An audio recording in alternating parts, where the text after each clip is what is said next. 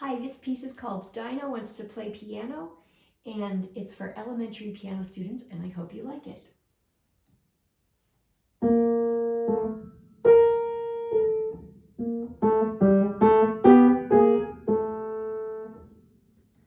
Dino wants to play piano, but his arms are way too short. Every time he lifts his claws up, he begins to howl and snort. His daydreams are filled with visions, fingernails that he could trim. But his days are filled with feelings that he'll never, ever win.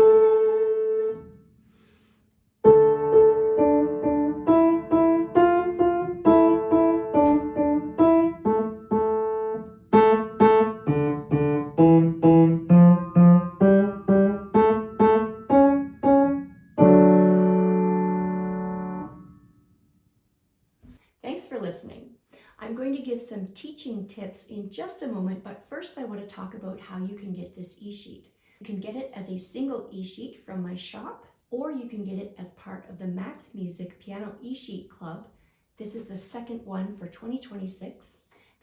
With this eSheet Club, you get 12 eSheets at a discount, and they're released one a month for the year for 2026. And this one is February's release, but even if you join later in the year, you still get this one. Dino Wants to Play Piano is an elementary piano solo for younger piano students. It tells a story of a spirited dinosaur who is very motivated to play piano, but his arms are too short. And instead of fingernails, he has claws.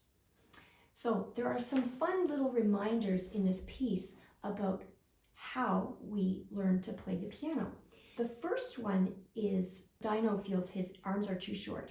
And this is kind of a fun little insider reference for piano teachers, because quite often our piano students will pull their benches in way too close so that their legs are way under the piano. And what this does is it puts your arms too close, and it kind of makes them look like little dino arms. Sometimes also piano students are really small and they're on benches that are too low for them. Because remember, pianos and benches are sized for adult men. So if a child is sitting on a bench that is meant for an adult man, it means it's too low for the child, and look what it does to their elbows. It makes them really low, and this in turn makes their wrists really high. And sometimes what I tell my students is that it looks like they have little dino arms.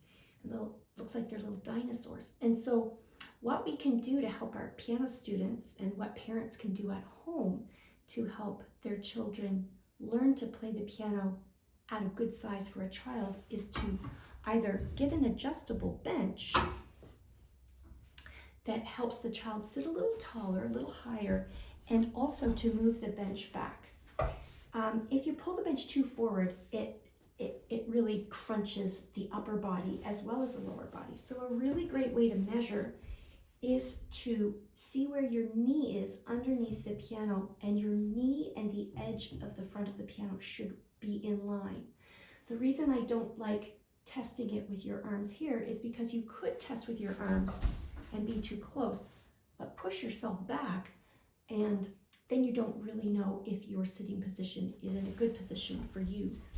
The number one thing when you learn the piano is where the bench is and your sitting position, because the length of your leg grows with the length of your arm. So if you always check the sitting position with your leg bone, you will always be a good distance from the piano. So giving yourself more room, and literally standing room where you have wiggle room between the bench and the piano, means that your arms have enough room to play the piano. And then you have a really good sitting position where you can reach up and down and you have good room. The other fun thing that this piece references is that the dino daydreams of having fingernails that he could trim. Some piano students don't see the value of trimming their fingernails, and sometimes their fingernails get kind of long. almost like little dino claws. And so, you know, they're clicking along or they're slipping and sliding and you can't really get a good grip on the keys. So this piano student should feel really lucky that they even have fingernails that they can trim, because it makes it possible for them to play and learn to play the piano. There are other hints and tips. Every eSheet comes with a page of teaching tips.